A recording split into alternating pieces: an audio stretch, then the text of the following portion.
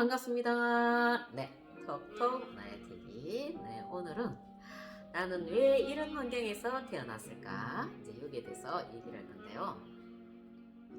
네, 우리가 보통 삶을 살다 보면은 되게 자신에 대해서 자학을 많이 하게 되잖아요.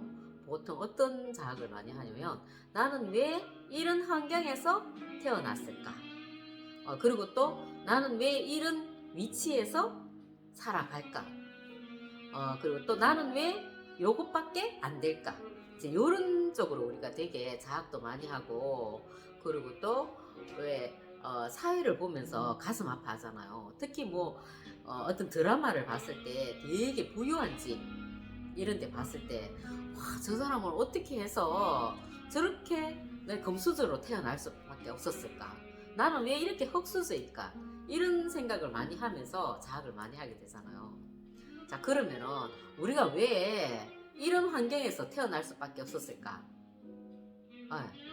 그걸 우리가 이렇게 한번 생각해 보자고요. 우리 보통 이제 일반적으로 사회에 보면은 되게 예를 들어서 이제 많은 직업을 갖고 있잖아요.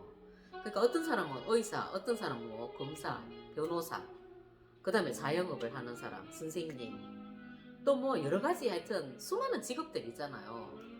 근데 그런 직업들을 가진 사람들이 보면은 그 조상들, 그 윗대 조상들이 뭐 의사를 했거나 뭐 변호사 뭐 이런 왜 어떤 그런 왜 법조계에 있었거나 아니면은 뭐 이런 왜 어떤 그 왜 정부의 어떤 조직 속에 있었거나 이제 이러한 활동들을 했는 사람 후손들이 보통 보면은 또 그 자리를 이렇게 차지해서 그런 활동을 하고 있단 말이에요.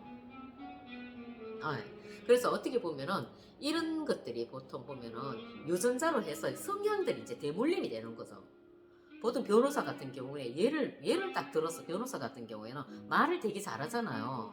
그러면은 이 말을 잘하는 그런 유전인자를 이 사람, 이 후손이 물려받으니까 말을 잘할 수밖에 없고, 그 다음에 말을 잘하니까 변호사가 이제 딱 자기 어떤 그런 직업이 되는 거죠.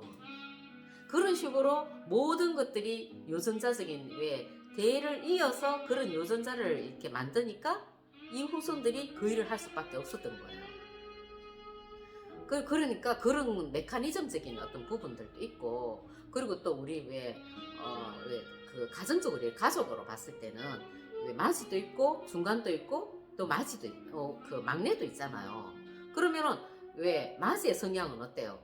되게 일반적으로 우리가 얘기했을 때는 좀 약간 품고 이끌어주고 하는 그런 희생하고 하는 그런 왜 마지들의 성향을 많이 갖고 있잖아요. 그러면 그런 사람들이 그런 성향을 갖고 있는 거예요. 마지로 태어나는 사람들이. 그 다음 둘째로 태어나는 사람은 어때요? 눈치 빠르고 자기 거 챙기는 거 좋아하고 되게 머리 회전도 빠르고 이 둘째들이 가지는 성향이 말이죠. 그 다음에 막내는 뭐예요? 막내는 좀 이렇게 사랑받고 귀여움받고 이 받는 걸 되게 좋아하잖아요. 그러면 그게 막내의 성향이란 말이에요. 그러니까 이게 이런 성향들을 이제 있기 때문에 마지로 태어나고 둘째로 태어나고 막내로 태어나는 거죠.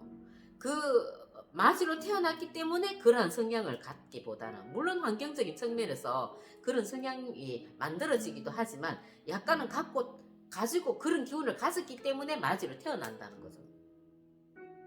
예전에 제가 어렸을 때 사실 이런 것들이 되게 궁금했었거든요. 사회의 계급은 왜 생겨서 이렇게 생기는 것일까? 그리고 좋은 환경과 나쁜 환경에 태어난 사람들의 어떤 차이점은 뭘까?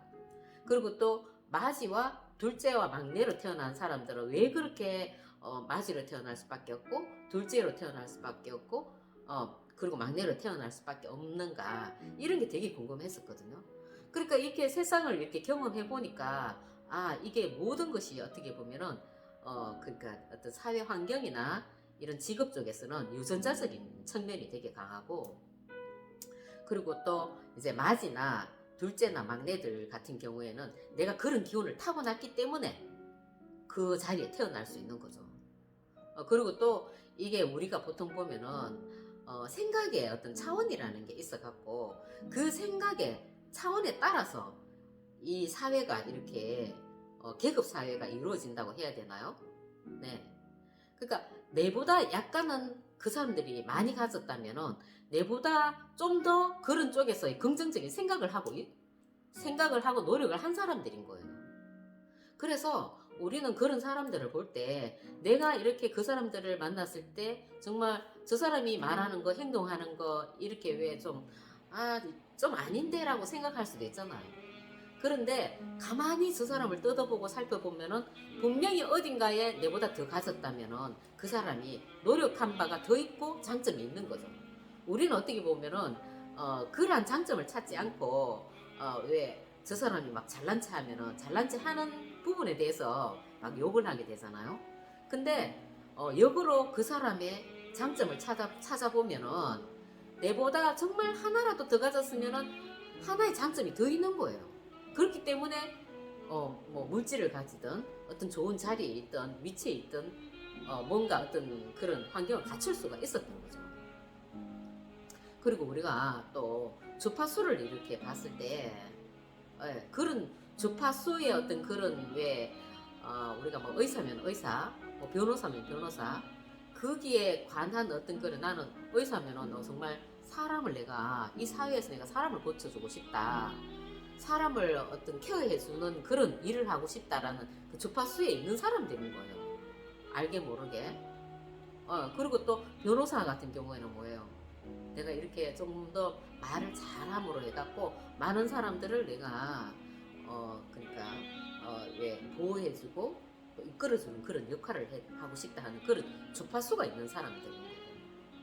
그러니까 어떻게 보면은 이 많은 어떤 직업을 갖고 있는 사람들이 그 어떤 해당하는 주파수가 있었기 때문에 그런 직업을 갖고 그런 위치에서 살아갈 수가 있었던 거죠.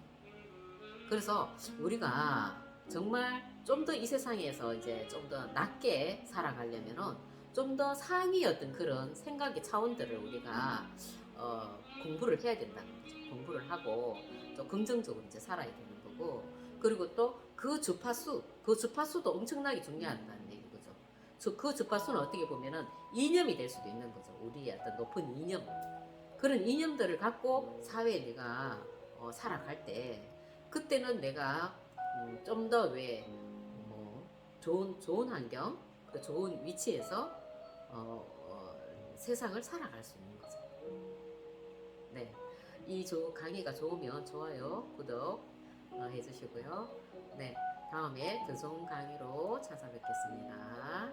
미술심리치료